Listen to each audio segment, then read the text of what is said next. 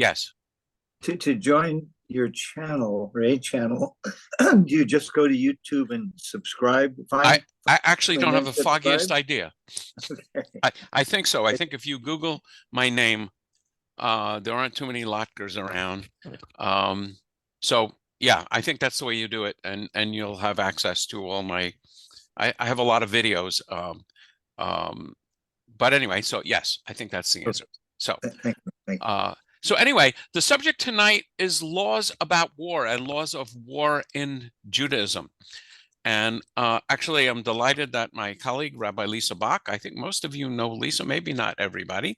Lisa, wave so people can see you. Um, uh, and she's actually teaching some of these texts in our Talmud class on Saturday mornings at 8 o'clock. And so, I'm hoping that some of you may be part of that or would join it. So I'll be looking at some of the texts. And also, I sent out a couple of articles. So I thought what I would do is I will start sharing screen. And I suspect you can see it. And we'll go out from the beginning. Yeah, so what I thought I would do is just give kind of a brief overview, and then we'll read the article together. It's a pretty good article. And then I have lots more text. I'm sure we're not going to finish tonight this subject. And I would say by way of overview, and I know the article talks about this, and maybe even some of the texts talk about this. Again, it's important to underline the difference between biblical Judaism and texts we find in the Bible and rabbinic Judaism, which is, I would say certainly in the Roman era, Greek Roman era, and post-biblical. And so broadly speaking, for purposes of this discussion, the record of the Jewish people in the Bible is one that has a fair number of conquests. Joshua going into the Holy Land and David conquering people. So there's a bunch of examples of the Israelites fighting wars successfully. That's biblical Judaism. And then when we're in the Talmud, particularly in the Gemara, we're talking about post year 200 of the Common Era. There is no Israel political entity. There's no generals. Nobody's fighting wars. So the laws about war and how you fight them are being created during a time when it is purely a theoretical matter. Namely, you're talking about, rabbis who know very well that they have no authority to declare war or fight war against anybody, but they're still struggling with the rules of war and warfare. And then, of course, now it's very interesting that with the rise of Zionism, so about 100 years ago, and certainly with the rise of the State of Israel 75 years ago, these laws about what is a kosher war, what kinds of wars are permitted, are no longer theoretical. So I think that's kind of a good sort of overview to keep in mind as we pursue this subject. So just generally speaking, of course, the ideal in Judaism is peace. We pray for peace 3 times a day. In the Amidah, there's prayer for peace, and holidays, and in Shabbat, there's another repetition of the Amidah. So that would be 4 times a day. King David is not allowed to build the temple in Jerusalem. And the reason we're given is because he was a man of war, and his son Shlomo, and Shlomo means his peace, Shalom Oto, it's kind of a contraction. So Solomon is a man of peace. So he is allowed to build the temple. One of the ways in Jewish tradition that we understand that the Messiah has arrived, is an end to war. And we have, lots of references from the prophets about beating swords into plowshares and lying down with the lamb, and people studying war no more. We were actually discussing this in Talmud study just on Saturday, that peace is actually considered one of the names of God, and there's lots of different names of God, and shalom is one of them. And there's a couple of references that the blessing of peace is considered to be equal to all the other blessings combined. And I will just say, for honesty's sake, there's a lot of statements like that, and they aren't mathematically consistent with one another. If you understand my context here, but the rabbis had to, as I say, the rabbis dealt with the facts of war in their time, and there were different war situation in biblical times. So, war is seen as a necessary evil. There are. I'll call on Bryce first before I jump into this. Yeah, go ahead. Yeah, could you go back to the previous slide? I have a question.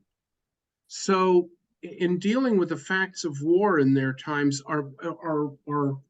and what they're doing is their study more oriented toward an idea of a future when Israel may have to deal with being at war, or is it more in terms of trying to reconcile what they have read in the Bible with the way that they want the religion understood and practiced? Yeah, I think it's the latter reading, and what by that I mean, David went to war and conquered lands, and Joshua went to war and conquered lands, and God commanded things which in our eyes and in the eyes of the rabbis of the Talmud seem pretty horrific.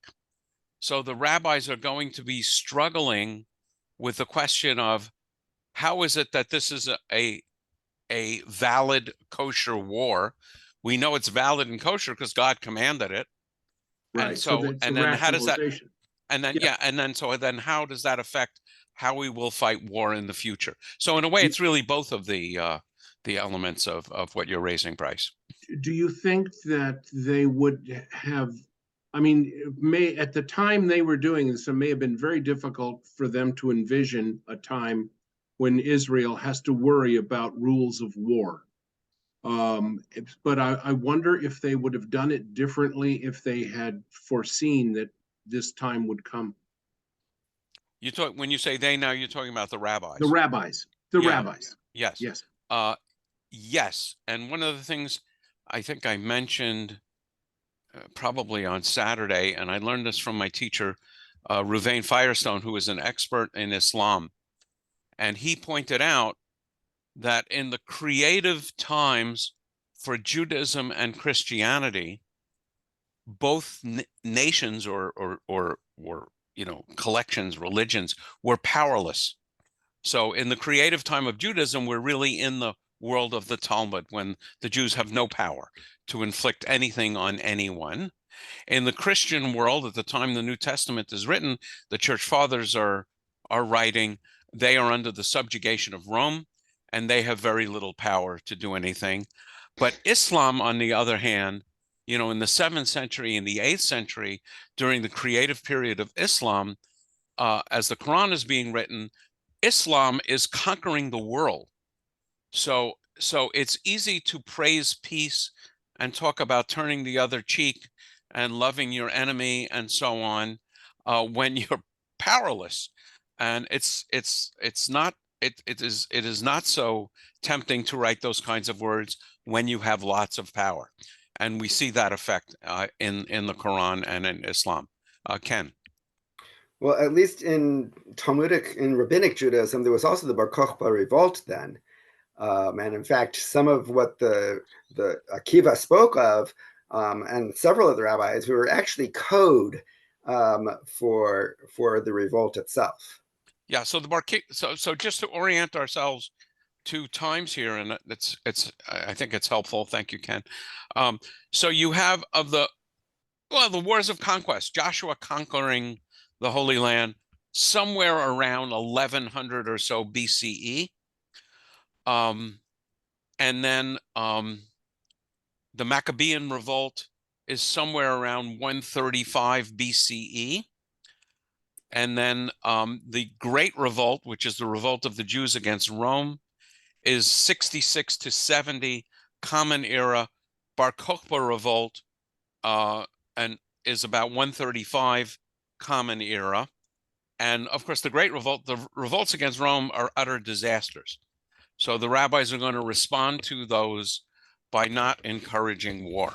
I think it's one of the reasons why, this is way off the subject, but that never stopped me before.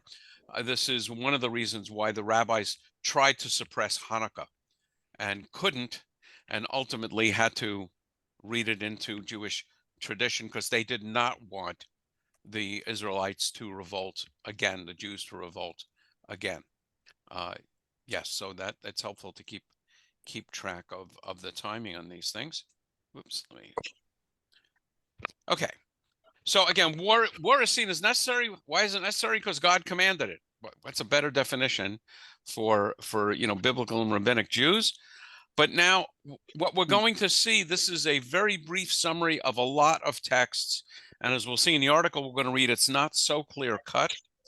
But by and large, there are two kinds of war about what's permitted and what is not permitted, and killing in self-defense or in pursuit of legitimate military objectives, which really are related not to conquering new lands and expanding your territories, but protecting what's in your territory or warding off attacks. There are rules against harming non-combatants, especially women and children. We'll see texts that talk about allowing your enemy to surrender and even protecting the environment. And again, when you start studying these texts, you find that there are basically two kinds of wars. One is called milchemet mitzvah. Milchama means war. Milchemet, is a contraction of that when you combine it with another word. So this is a mitzvah war, a commanded war. I think it's also called a chovah, a milchemet chovah, a commanded war, a necessary war. And then there's milchemet hareshut, which is a permitted war. Jay. Can you go back to the previous page, please? I can, yes. May not harm non-combatants, especially women and children. We know that is not going on today. Yeah, I would say you're not allowed to target non-combatants. So there's all kinds of issues, probably in Jewish religious law, but certainly in international law, non-combatants get killed all the time. And what violates certainly, the laws of war generally is if they are specifically targeted. Alan. So this is seen from the Jewish side, and so my question is are there like two categories on the enemy side? Where we're kind of solving a problem with war, but we're both demonstrating some values that reflect the Jewish values, or as is the case, let's say, for most of these things in these two slides, Hamas doesn't care about any of that stuff. So, broadly speaking, Jewish law applies to Jews. So there's nothing in Jewish law that would apply to non-Jews. But the problem, maybe the problem is how you can defend yourself and respond and win when you have this, I'm going to call it disadvantage, that the enemy, in other words. Yeah. So, maybe I could, that's no, and we'll see a milchemet mitzvah, you're allowed to defend yourself. And we're going to see the difference in how you declare those wars. But I think it implies that, but are we allowed as part of bargaining and negotiating? Can we capture prisoners of war and that kind of thing? I actually don't know about prisoners of war.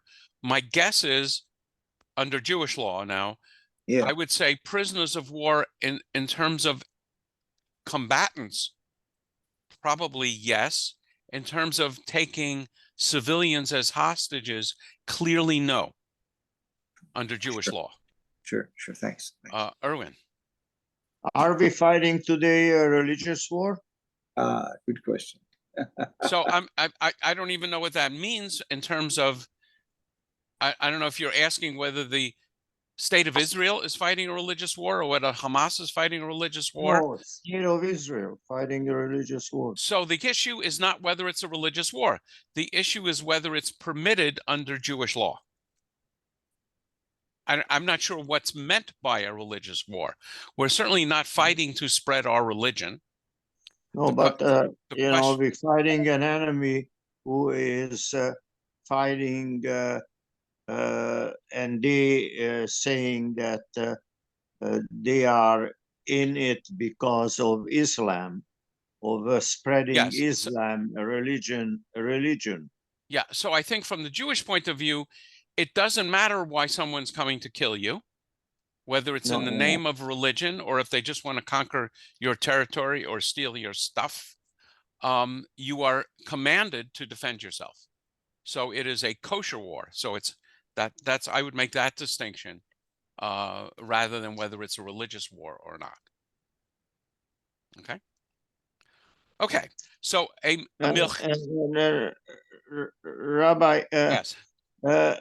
I'm not 100% sure, but it was in Ezekiel when he says that after the great destruction, all the people who are fighting gonna come the Messiah, and that's the only time when we're gonna have peace. Yeah, so there's a lot of what is called eschatology in one of my favorite words. In many religions, and eschatology is the subject of things dealing with the final end of days. And so you know, so for Judaism, that would be messianic times. I would say for Christianity, that would also be messianic times in terms of whether it's Jesus or somebody, another Jewish guy who's the Messiah, or you know, in any event. So yeah, there's a bunch of references that before all this happens, good stuff, bad stuff, horrible stuff, mystical stuff is going to happen. But according to Chabad, we are in messianic times right now. Yeah, well, I'm not sure what either you or Chabad means by that. You know, there's all kinds of interesting mystical ideas because we're in the, I don't know if you noticed this when you were writing your check, the year is 5,784. So we are in the 6th millennia. Okay, everybody with me on this? Since creation. So it's kind of like the 6th day. And with the idea, this is a mystical idea, that when we get to the year 6000, then we'll be in some kind of the 7th millennia, which will be like a Shabbat. So people would expect the Messiah to come at that time. And I would say don't hold your breath, but since it's, I don't know, over 200 years away, I don't think we have to worry about that. But yeah, there's a lot of messianic expectation. And that's actually going to relate to even the legitimacy of Israel. I don't know if you saw, I saw a video of ultra-Orthodox demonstrating with Palestinians, chanting "Free Palestine Now," because in some ultra-Orthodox that's going on. That's going on in Maya Sharim since 1948. Yes, but they're actually demonstrating it in other places about this war. And so for some ultra-Orthodox, only the Messiah can establish the state of Israel. Since the Messiah has not come, the state of Israel is invalid, and therefore it deserves to be destroyed. Clearly, I do not hold that view. And neither does Chabad, to be fair, that there was established the idea that this founding of the state of Israel is the beginning of the redemption. It was actually called the birth pangs of the coming of the Messiah. So we're establishing the state of Israel as a way of preparing for the arrival of the Messiah. That's ultimately how Ben-Gurion got support from the religious community, the Orthodox community, for the foundation of the state. And I would say that's at the heart of religious Zionism. Alan.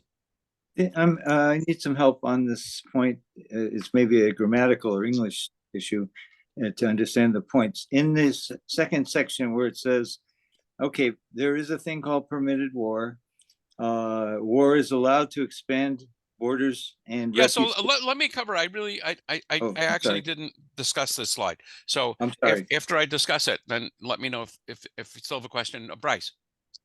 Yeah, so one thing that's interesting is I know of a demonstration that happened on the west side several days ago, where it was Orthodox leftist Jews who they weren't protesting against Israel, but they were protesting for for the Gazans, for the Palestinians to not be crushed in Right. this, and they were getting all sorts of negative stuff. It was very, very polarizing. Yes, it is very polarizing.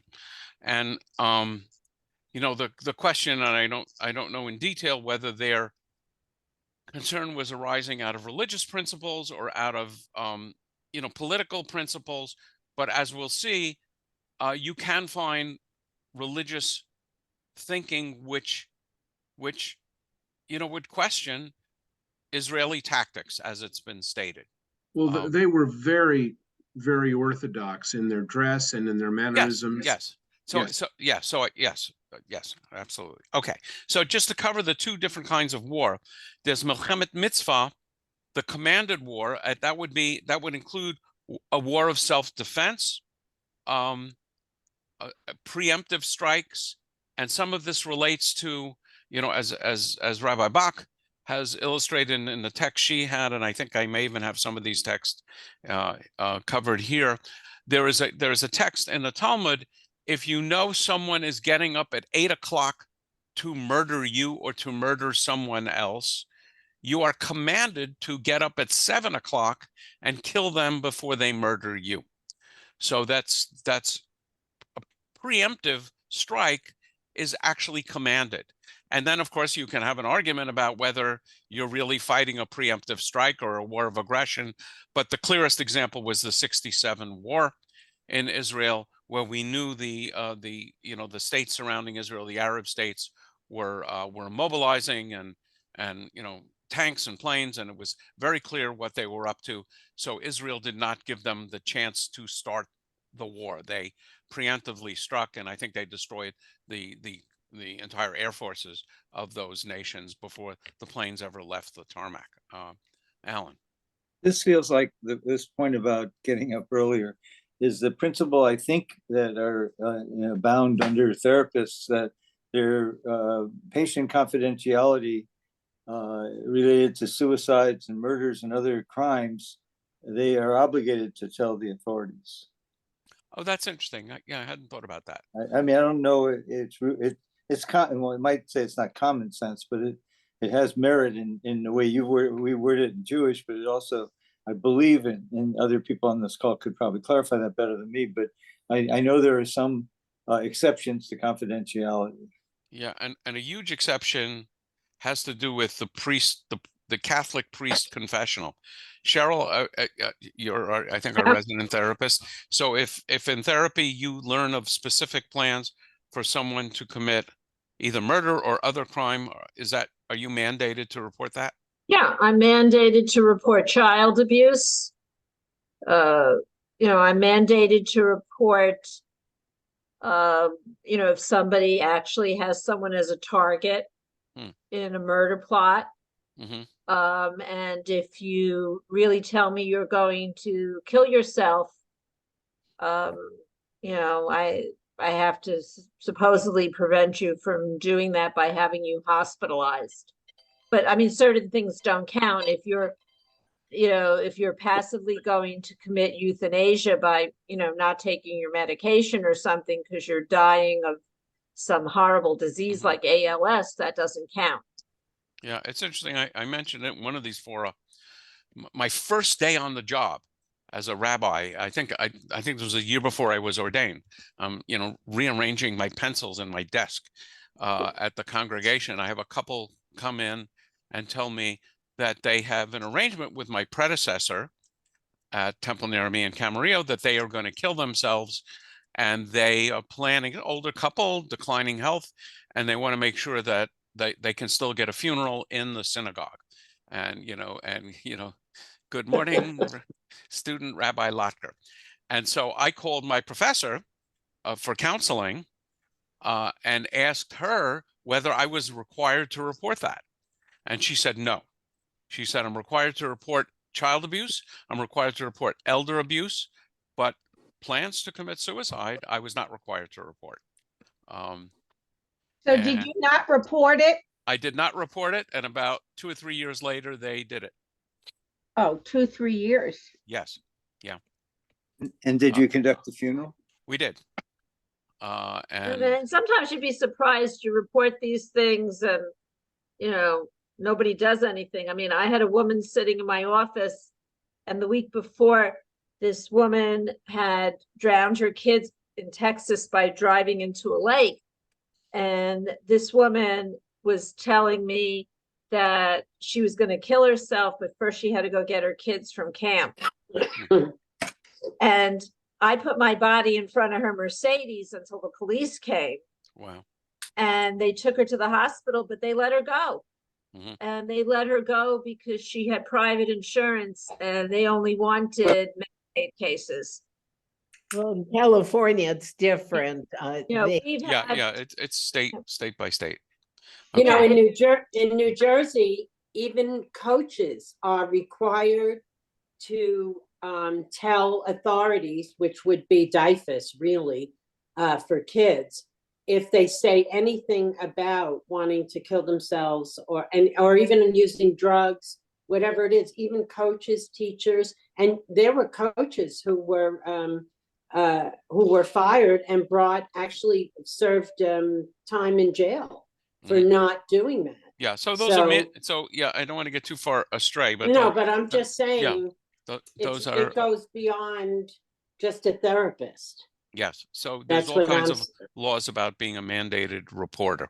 And it's the same idea to prevent something from happening rather than right. waiting for it to happen. So then there is something called a milchemet hareshut, which is a permitted war. And those permitted wars are basically wars of conquest and expansion. And so why did they have to be permitted? Because King David fought these wars and Joshua fought these wars and God commanded these wars. So the rabbis could never say that those were forbidden wars. And then what you will see in the text, in the rules of fighting war, there are lots of exemptions of people that have to serve. And as a matter of practicality, almost 100% of people would be accepted as conscientious objectors. So in very broad strokes, what the rabbis are doing here is they're saying, if it's a permitted war, you can still fight it, but you have to provide all of these safeguards about who can request exemption and all kinds of laws about, don't fight on the Sabbath, all kinds of laws which effectively prohibit this category of war from being possible. And we'll see some text that the king, in order to fight a war, a permitted war, has to get the approval of the Sanhedrin, which is a religious body, whereas a war of self-defense, he doesn't. And a preventive war would be justified if the threat were real and immediate. So this is like the 67 war. Helena, I don't know if you still have your hand up, and but I also see Alan, you're raising your hand. Go ahead. You're muted, Alan. Sorry, this is the part I tried to ask earlier before we got to this. Oh, okay, So good. this bulleted item, in many ways, the rabbis outlawed this, and then what it goes on to talk about is confusing to me. I mean, Okay, yeah. So what I'm saying is the rabbis outlawed permitted war, and how did they outlaw it? Not by saying you can't do it, but they say if you're going to fight a permitted war, just as an example, you can't fight on Shabbat, or anyone that has any fear or planted their vineyard or got married in the last year has an exemption. So what they did was they placed so many rules on fighting such a war that in effect they outlawed that kind of war. This doesn't make sense though, if you're given, when you're fighting a defensive war, let's say this invasion in October, if we were to go to Yes. rabbinic law, not necessarily, Israeli civil law. Yes. So now all kinds of stuff is going on Shabbat. Oh yeah, but support that's a milchemet mitzvah. That's a commanded war, and for a commanded war, the commandment to protect life supersedes all those other commandments. the Always does. commanded, but it's also a commanded war is also permitted. Maybe I'm having trouble with the Okay, semantics. yes. So there's Yeah. there's two categories. One is the war is a mitzvah, and one is it's not a mitzvah, which is to say it's not commanded. It's just permitted. And even though it's permitted, there's so many restrictions on it that it's impossible to fight. Because the rabbis could never say God was wrong in telling Saul to go conquer the Amalekites or telling Joshua to conquer these lands. The rabbis can't say that God was violating Jewish law there. Would this is a current, contemporary comment, but if Mr. Smotrich gets his way and he says we're going to chase the Arabs out of the Judea and Samaria because we want to reference the Bible anyway, we don't need Arabs in the West Bank. Now this feels totally terrible, but this is his behavior supported in this? So what I would say is he would have rabbis saying that the presence of the Palestinians in the West Bank is threatening Jewish territory because the West Bank belongs to the Jews. He said it already. The Yeah, question is that if he actually creates a military kind of operation. Yes. So I yeah. would say he would argue that would come under the category of commanded war. I Mhm. wouldn't agree with him, but That's you'd be okay, because surprised how few government- rabbis consult me before going into war, or generals or anybody else. I promise I'll do that if Okay, I'm- thank you. Thank you. I appreciate that. Okay.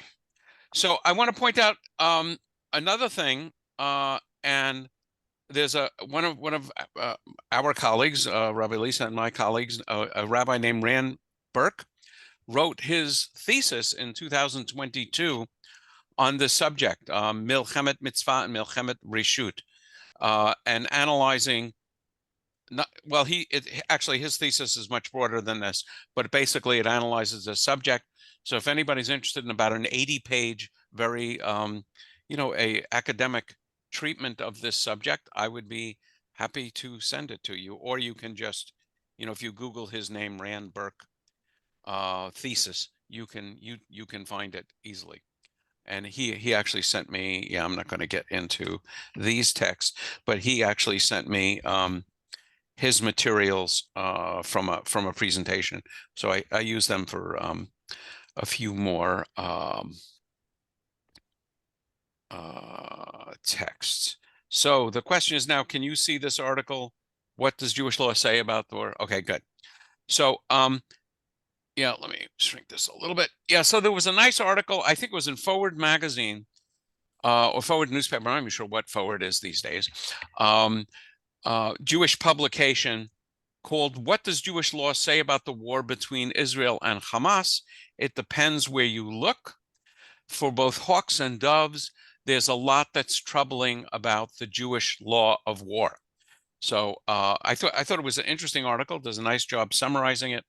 And then, probably next week we'll get into some of the detailed text, both biblical text and Talmudic text. But don't be surprised when rabbis argue that they don't come to a clear and concise conclusion.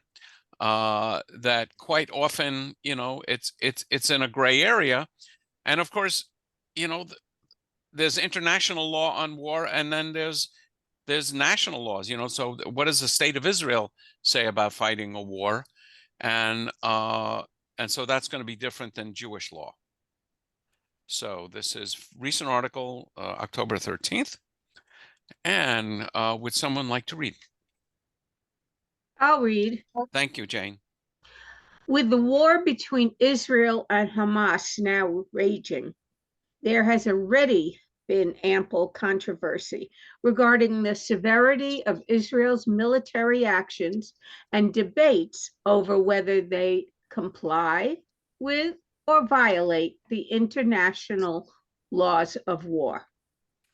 In addition to that body of law, however, Jewish law also has a great deal to say about when war is permissible, what actions are permitted and forbidden in the context of war, and what values one must uphold, even in the midst of a life or death struggle. But Jewish law is also self-contradictory, and as we will see, it will disappoint both hawks and doves. But in so doing, it reveals much about how Jews wrestle with problematic values within our tradition. Let me scroll up a bit. Okay. The shortest summary of the Jewish law of war is that biblical texts are, in general, extremely militaristic, and centuries of rabbinic interpretations have tried to make them less so. The Torah, and Deuteronomy in particular, expects and occasionally celebrates war.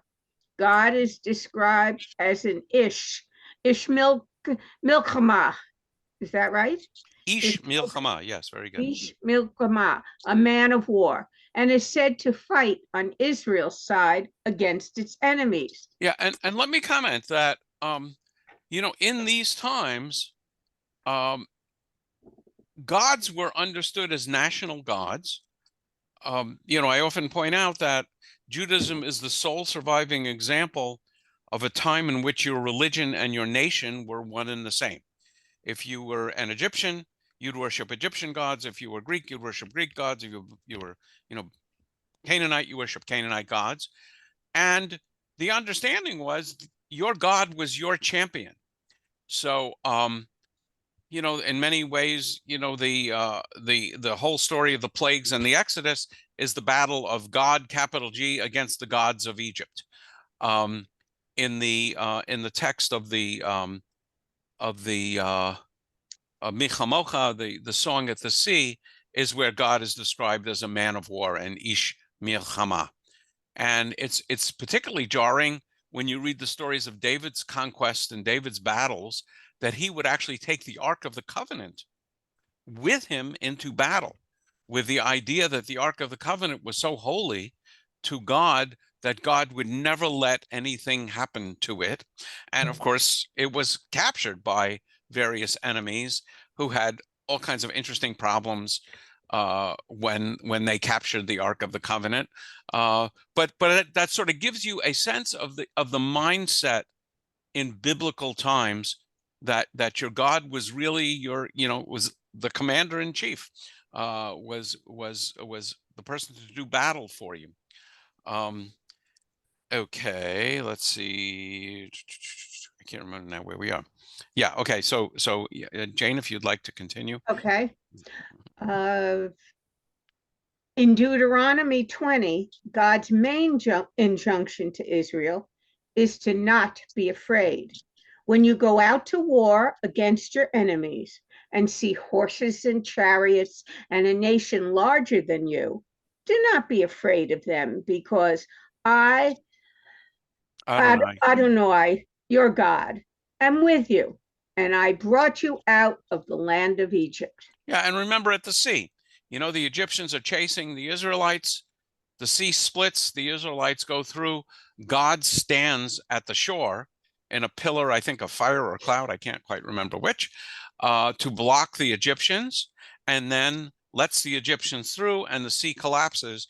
So God is clearly fighting on our side in these stories. Oops.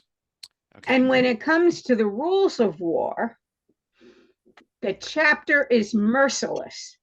Upon besieging a city, the Israelites are to offer peace, But what that really means is that the city must pay tributary taxes and serve you. That's Deuteronomy 20:11. If the city refuses, the Israelites are to besiege it and smite every male in it with the sword. Deuteronomy 20:13. Women, children, domesticated animals, and all the city's possessions are to be taken as spoil. Wow. But those cities, the chapter continues, are the lucky ones. The inhabitants of Canaan, the Hittites, the Amorites, the Canaanites, Perizzites, Hivtet, Hivite, Hivites, No. I would say. okay, Hivites and Jebusites are to be utterly annihilated. That's Deuteronomy 20:17. Yes, the Torah commands genocide. Yeah, and Ken noted in the chat, in Deuteronomy, only these tribes are to be annihilated. It doesn't give license to do war to other nations other than Amalek.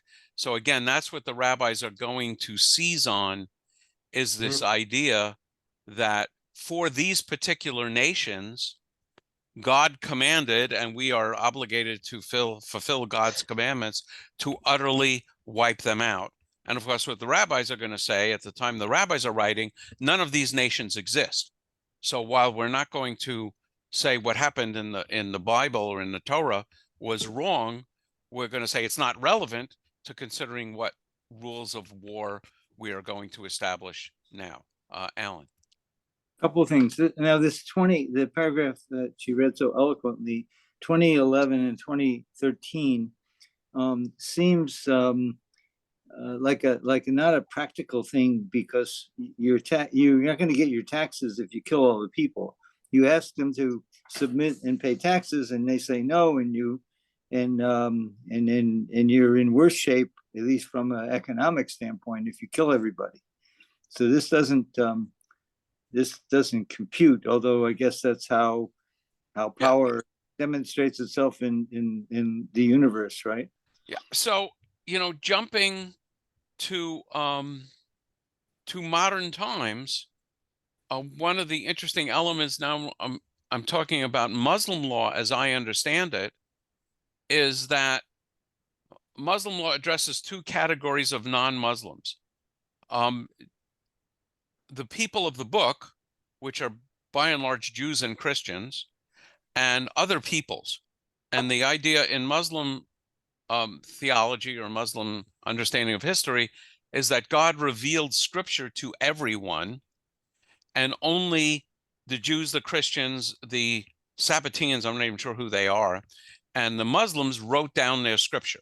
And so those are people of the book, and they must be protected, including Israelites, including the Jews, but only under the condition that they're willing to be subjugated.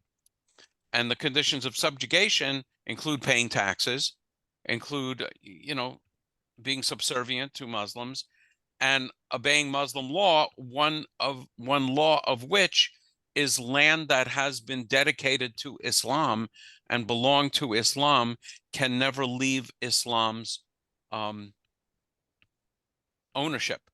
So the technical reason why Muslims can justify battling Jews in the land of Israel is because we're refusing to be subjugated in that way. And this text sort of reminds me, you besiege a city, will they serve you? How do you want me to serve you? Well, taxes and so on. If the answer is no, you're going to be put to death. So is Hamas, which I know is an ideological kind of entity, are they using the principles of Quran derived from us when they create this? I would not say derived from us. I did not use those words, derived from Judaism. No, but Quran, let's say. Yes. Yeah. So I would say if you asked a Muslim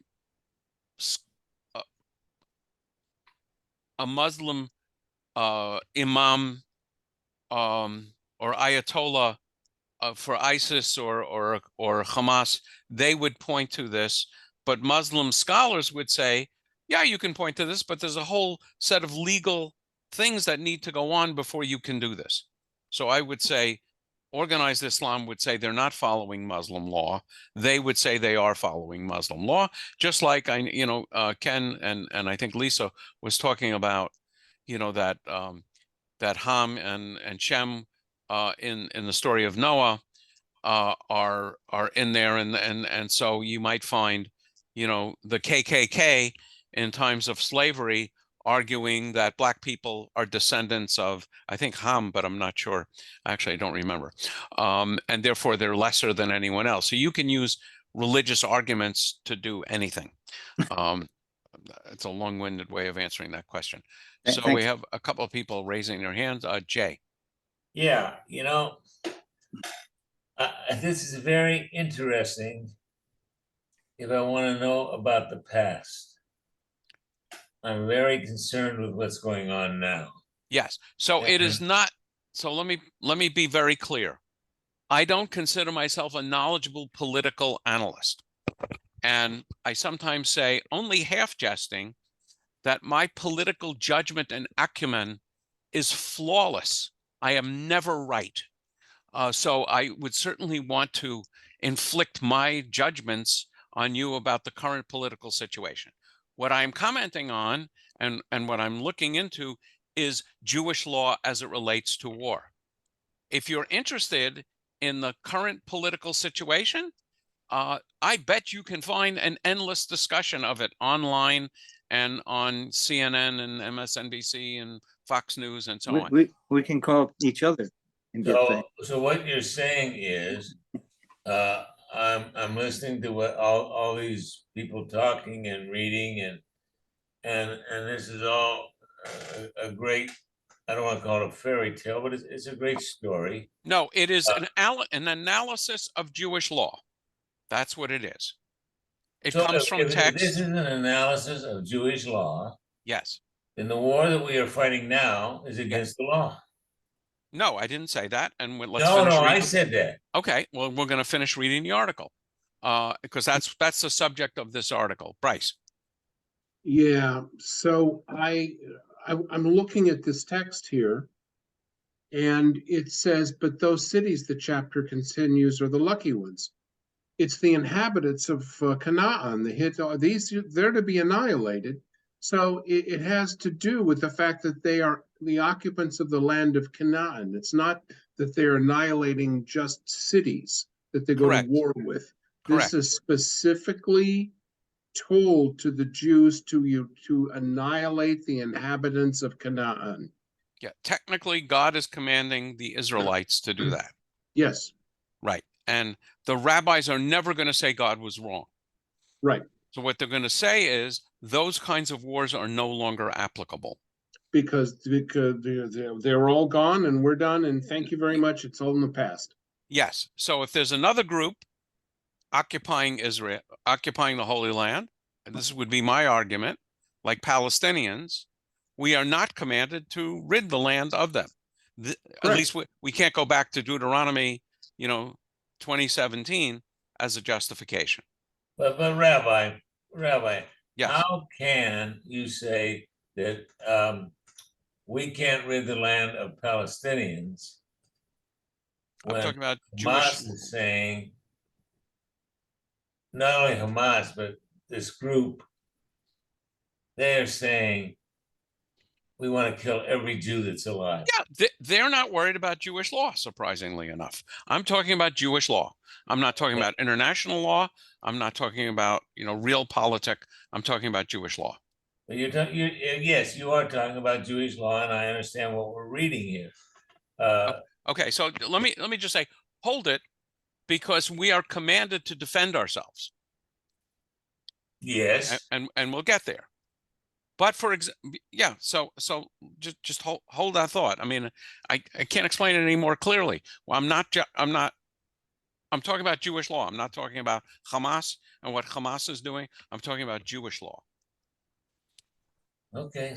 Okay, Jane, you want to continue? Okay, finally. Finally, In what can seem like a strange afterthought, the chapter concludes with the famous prohibition on cutting down fruit trees during war. Right. Is the tree of the field like a person who comes before you in siege? Asked Deuteronomy 20:19. In Jewish law, this verse is the source of the prohibition on waste. Bal tash, Tachshit, you Tachshit. can say it. Which has become a cornerstone of Jewish environmentalism. But then the next verse tells the Israelites that any non-fruit tree can indeed be cut down and made into weapons. As is also well known, the book of Joshua puts these troubling commandments into action, as indeed the Israelites besiege and pillage their way through the promised land, displacing its inhabitants to fulfill a divine command. For an extreme nationalist, hard right-wing position on Israel, one need look no further than these biblical passages. The Talmudic rabbis were clearly troubled by this material. Historically, they lived in a different time. Israel was now the conquered, not the conqueror, and the Talmudic sages, unlike the zealots of the time, sought to accommodate themselves to this reality. So, as they did with other troubling biblical verses, an eye for an eye, the stubborn and rebellious son, they reinterpreted, redefined, and significantly narrowed the biblical material. So let me just comment briefly. Most of us are familiar with this biblical injunction repeated 3 times in the Bible that if someone knocks out your eye, you should knock out their eye. And the rabbis were very uncomfortable with a lot of one-eyed people running around. And they couldn't say that God didn't issue this commandment. But what they did was to prove that God couldn't have possibly meant it using good rabbinic logic. And I won't get into the details, but that's in essence what they're going to do with these kinds of wars as well. Yeah, Okay. but I like the one for stoning your kids, you know. Yeah, so yeah, there's a very famous passage where if you have a stubborn and rebellious child, Right. you take him by the hand to the gate of the city, and he is stoned to death. And the rabbis put so many restrictions on this that it's impossible to do. And so then they ask the question, so if it's impossible to do, why did God include this in the Torah? And the answer is something to the effect, because of the intellectual discipline of studying such matters, which, by the way, works for me. It may not work for everyone, but it works for me. There is a famous line, everybody must get stoned. Yes, but it was never in the Gemara. First, building on the 2 types of war in Deuteronomy 20, the Talmud distinguishes between the first type, which it calls discretionary, and the second, which it regards as obligatory. God commands Israel to annihilate the idolatrous nations of Canaan. That is obligatory. But God merely permits and restricts laws against people far from you. Those wars of aggression are merely discretionary. Already, as Rabbi Daniel Hartman writes, the seeds for a slightly more pacifist Jewish ethos are planted. For Hartman, the reason the Milchemet Chovah is mandatory is to eradicate idolatry and prevent it from spreading. Without that threat, any other war must be regarded as Milchemet Rishu. They carry more restrictions. They do not exempt Jews from their other religious obligations, and they are not directly commanded by God. Other Talmudic passages further limit the reach of Deuteronomy 20. For example, BT Sanhedrin 2A says a war of aggression requires the approval of the Sanhedrin court. Yeah, and BT is Babylonian Talmud. Oh, 2A is the page number. So, Jerry, you have your hand up. Yeah, I think it's a good idea to point out here that this is really about, eradicating idolatry, right? Mhm. It's the key point of what they found when they were asking people to rid Canaan of the inhabitants. It was because they were idol worshippers. So Right. the point is to eliminate, and I think there's something about if they repent to that, then it's okay. You don't have to do this to them if they come around and stop doing their idolatry, whatever that But I means. think that those 7 nations, I'm not sure they even had the option of repenting in the text. Well, there's something elsewhere about that. If that happens, then it's okay. Whether that connects back to that or not, there's Yeah, plenty of room there's for rules about interpretation. if you surround a city and they they give up, you let them go. And I don't think that's biblical, but Well, you could cite Jonah perhaps, but anyway, but either way, yeah, Jonah's a great example, actually. And the only example of prophets going and speaking to a community and the community listening to the Israelite prophet and repent and fast. And so we read it on Yom Kippur. I think we're coming pretty close to, I think we're here most importantly. Is Yeah. that right? Yeah, okay. Most importantly, while Deuteronomy 28 exempts any man fearful and gentle-hearted from military service out of concern that their fear might spread to others, some Talmudic sources greatly expand that exemption to include anyone concerned about his own sins. And on that basis, some Talmudic sages render a discretionary war completely impossible. So what's going on? Yeah, why don't you read the next Okay. chapter? Paragraph. Since Sorry. all Israelites have sinned, all are exempt from duty.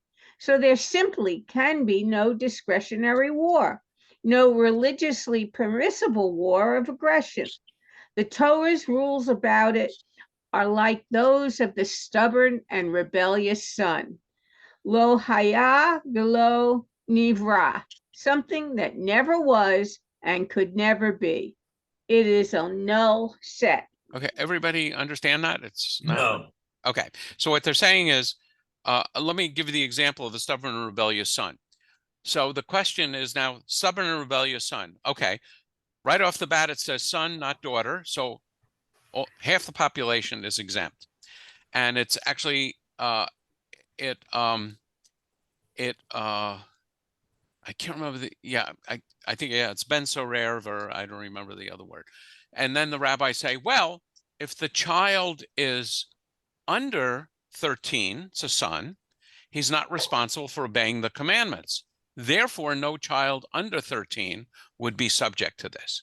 If the child was over 13, the child's an adult and is not to be led by his parents for punishment anywhere. He's an adult before, all the court. So we're talking about someone on their 13th birthday. And then they say the mother and father will take him. So the rabbis say, well, since they're both taking him by the hand, they both have to have the exact same stature, namely height and weight and sound of their voice, because they say together to the community, our son is stubborn and rebellious. So bottom line is no one, sorry? Get your stones ready. Yeah. So the bottom line is it is impossible that anyone ever fulfilled this. And it lo haya velo nivra. It never happened, and it will never be found. And that's the same thing post-biblical to a milchemet reshut. In theory, the Bible, the Torah, allows Israel to fight a war of conquest. In practice, everyone's exempt from fighting. And those that are permitted to fight don't fight on Shabbat, and so on. So in practice, such a war is impossible. So that's the way the rabbis get rid of things, rather than just, they can't say God didn't do this, God didn't command it. So that's what's going on. Rabbi, would you explain this to me, please? And I'm going to agree with you. We're reading from the Bible, and we're having a war. And the war started on Wednesday, and they fought Thursday, Friday. What did they do? Take Saturday off? If you're fighting a war of expansion and aggression, you can't fight on Shabbat. Who said? This is Rabbis. The other team say they're not going to fight you? No, that's why you can't fight such a war. That's why it's impossible. Jay, please follow me. Think of two kinds of wars. One is a war where we decide we really like Lebanon and its great cedars and water supply. So we're just going to go and conquer Lebanon and kick the Lebanese out. That would be a war of aggression. It's impossible to fight that because we have to take Shabbat off and everyone's a conscientious objector. So those wars are not kosher. But if Lebanon attacks us, then we are allowed to do whatever we need to do to protect ourselves, including occupy Lebanon territory. I can't explain it any better than that. I know what you're saying. I just, you know me, I don't agree with you. Oh, that was not my objective. My objective is only to be understood, not agreed with. Bryce. Yeah, there is one hole in this, and that is that the implicit idea of everyone's a conscientious objector means that everyone does not want to fight in this war. But if you offer people money and riches, they will follow a charismatic king into war. So it's not a matter of people not wanting to fight. They might be persuaded to fight. Right. You might get some people signing up, even though they're not allowed to carry anything on Shabbat. So I would say that war, in all practical purpose, let me be very precise. The rabbis did everything they could to outlaw wars of aggression. And so far, under Jewish law, wars of aggression have not taken place, at least according to Jewish interpretation. Other people might say what we're doing right now in Gaza is a war of aggression. I would strenuously disagree with that. So I don't know where we are. Are we still the law? I really don't know. I can never keep track. Still, the law, its implicit values, and its implementation during the reigns of Kings David and Solomon remain on the books. And even if the technical definition of obligatory wars is limited to wars to eradicate idolatry, in modern parlance, wars of self-defense, in which the Israeli government would surely include the current operation, are not quite discretionary either. During the nearly 2,000 years of Jewish exile, these laws had no functional meaning. And indeed, many sages expand on the rules of law in ways that would be profound to contemplate today. For example, Rabbi Moses Maimonides, the Rambam, ruled in the Mishnah Torah that when a city is besieged, it should not be surrounded on all four sides, only on three. A place should be left for the inhabitants to flee. That text has already been shared by Israeli progressive, disturbed by civilian casualties in Gaza. So just to add a note of reference, Maimonides is about 1,000 years ago. Mm-hmm. So he is writing after the Bible, after the Talmud. He in the Mishnah Torah is summarizing Jewish law, and he is doing his own take on things. Unlike other codifiers of Jewish law, he doesn't feel the need to show how he arrived at these decisions. This is what he's saying. He's the Monday morning quarterback of Judaism. Yes, he certainly is. Okay, and Bryce, And- did you, hold oh, on, Bryce, did you? have sorry. some- No, okay. And of course, And of course, in the last 200 years, there have been numerous Jewish pacifists and peace lovers who have drawn sustenance from the countless Jewish injunctions to pursue peace more broadly. Seek peace and pursue it, says Psalm 34:15. Whatever Deuteronomy 20 says, the word shalom appears over 300 times in the Hebrew Bible. That must mean something. While these textual contradictions will disappoint anyone looking for a single Jewish answer regarding the rules of war, they may also point to a deeper truth that there is much in the Jewish tradition that is profoundly troubling, and those who work with that tradition must often struggle mightily with it. The Torah, Bible, and Talmud are not simply answer keys to life's most complex moral questions, nor is it intellectually or spiritually honest to cherry pick the verses that align with one's priorities and claim that only they are the real Judaism. In fact, the real Judaism is the one that contains all these contradictory teachings, that does not easily resolve into contemporary political categories. And that is a reservoir for continued moral and spiritual contemplation. That is the spiritual work of ethical adults, as indeterminate and difficult as it often is. Beware of those who promise a shortcut. okay, and that is the end of the article. Just a little after 8 o'clock. Other discussion? Oh, Jim has a question. Yeah, sorry, thank you, Jim. Yeah, regarding Deuteronomy 20, and the very end, it said that this is going to cause a lot of struggle. And it does. And it's actually one of the verses, one of the areas where people who want to discredit the Bible zero in on. So just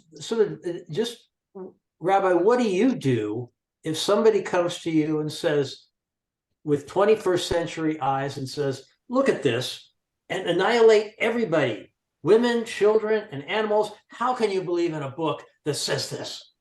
Okay, I will go back to my old story about the two doors. So the question has meaning to two different groups. If you are in the group where you believe that the Torah is literally the word of God and is inerrant, the answer is a careful reading of that text makes it clear that that only applies to those 7 nations, and those 7 nations aren't around anymore. That's the answer. If you're in a group such as this group, and certainly the group that I hang out with, who would say that the Torah might be inspired by God or is inspired by God, but has a lot of cultural baggage of the time in which we were conquering these nations, this stuff crept in, and I don't believe for a minute that God would command genocide. So that's how I address it. Okay, well said. Okay, Thank you. Alan? Did you see my message in the chat about the blessing? I can't follow every Okay. message, but The no, question, no. I'll just ask it. I would like to read as we close for the prayer for the IDF that's in the new Reform Siddur. The prayer for The IDF. For the Israeli defense. the Israeli defense. Okay, I'll run it like a meeting without objection. Let's close with that prayer, and then I will stop the recording. Go ahead, Alan. Okay, so the new Siddur, it's called Tefillat HaAdam, which came out last year in English and in Hebrew, and this is the English part. We bless the soldiers of the Israel Defense Forces, men and women who are the vanguard protecting Israeli society and the values of freedom, equality, and justice. May they succeed in all they set out to do on land, at sea, and in the sky, within the country and outside its borders, and may they return from battle crowned with victory. May they return to their homes unharmed in body and healthy in soul, innocent of vain slaughter, and with hearts untainted by malicious intention. May the verse be fulfilled for all military forces throughout the world. May they bear their swords into plowshares and their spears into pruning hooks. Nation shall not lift up sword against nations, and they will no longer study war. I will grant shalom to the land, and let us say amen. Amen. Amen. Thank you. Okay. Let me read that. Thank you. And Thank you. you know, I think I'll take the courage of going on the recording with this and prove my political naivete. I actually think that this war and protection of innocents in Hamas and Israel could be ended simply and quickly, which is not to say easily. If the nations that support Palestinians, the nations surrounding Israel, would agree to put pressure on Hamas to give up the captives and surrender themselves to international justice and basically lay down their arms, I think Israel would stop fighting in 10 minutes if it actually happened, and assuming that they would then agree to establish a civilian authority in Gaza, which would, you know, deliver the mail and water and power and Educate services. the children. Yeah, educate the children. I actually think the war would end in minutes. I don't believe for a minute that that will happen, but I do think. I mean, for me, I'm really sorry not to hear that more often, because I think my own judgment on this is that the nightmare that the innocent Gazan civilians are going to suffer is due to Hamas's intransigence and desire to, you know, favor death over life. But I don't believe for a minute that that's gonna happen.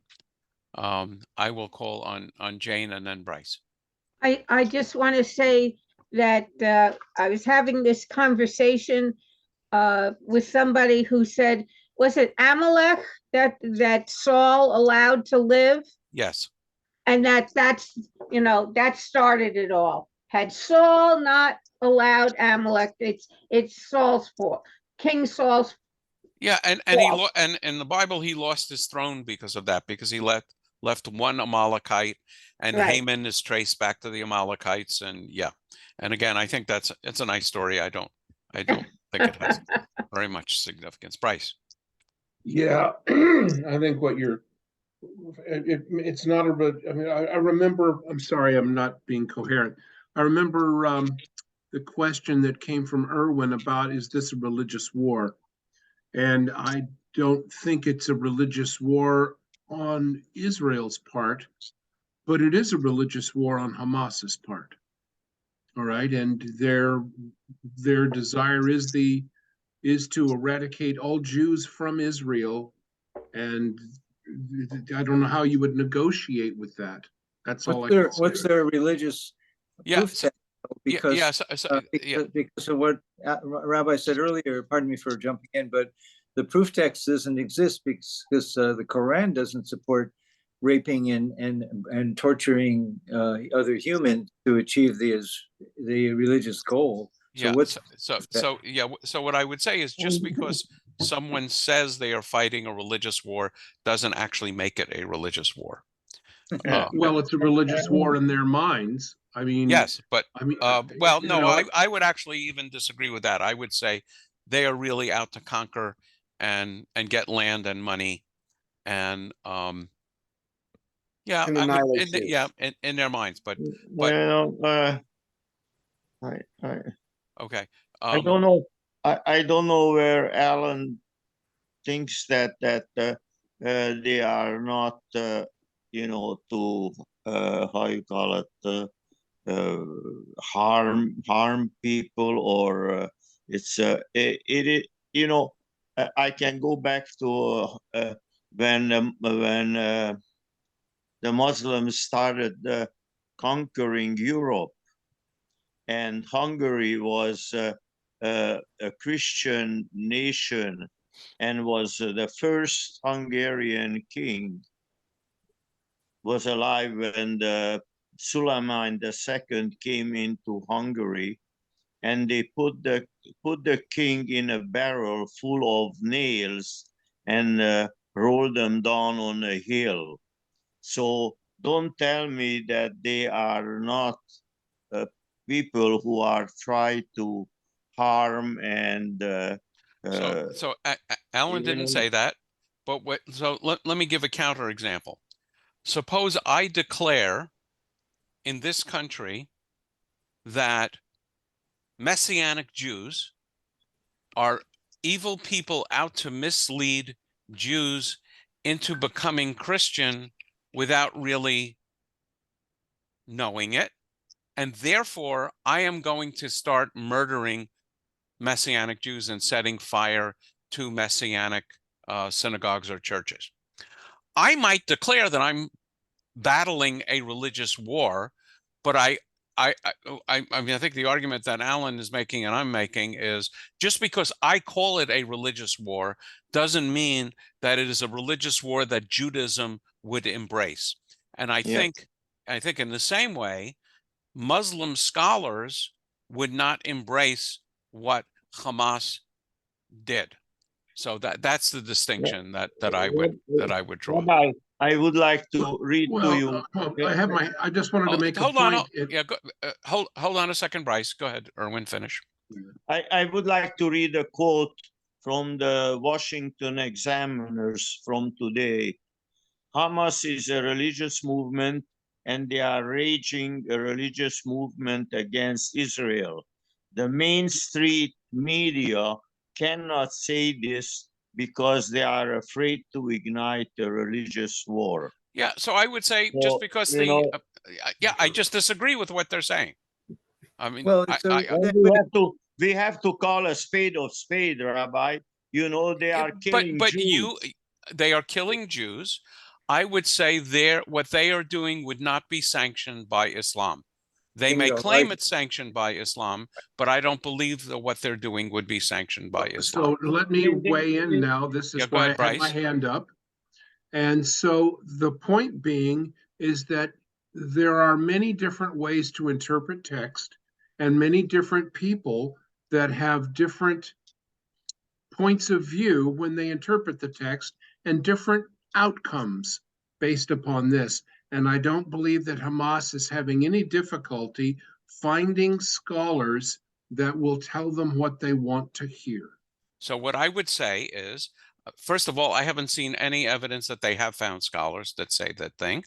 But Islam, like Judaism, is a religion of law.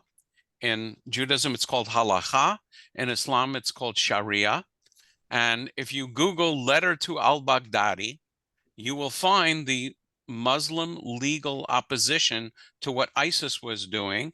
And for one thing, before you put people to death, which you can do in Islam, but you have to have a court. You have to have a trial. So what I would say is, yeah, they might find someone, just like I might find a radical rabbi that would join me in murdering, Jews for Jesus. That doesn't mean that valid rabbinic authority would embrace it. I'm gonna call an Alan, and at least I'm gonna stop the recording. Okay. So I was just gonna refer to. I went to a lecture to your teacher that you referred to, Ravine Firestone, and his purpose was to help us understand what Islam and the Quran says, or mainly Quran says about Jews. And I came away from that with a clear picture. There's a dozen examples where the Quran refers to Jews, and they don't do it in a pejorative way that would lead to encouraging Muslims to hurt Jews. Is that Alan, consistent with your teaching, Michael? With Yeah, with, so Ruvain is a scholar in this world. Right, In this right. world, I do believe that there are both elements in the Quran that are very positive toward Jews and are very negative toward Jews. The most mentioned person in the Quran is Moses. And I'm gonna Right. at least cut off the recording.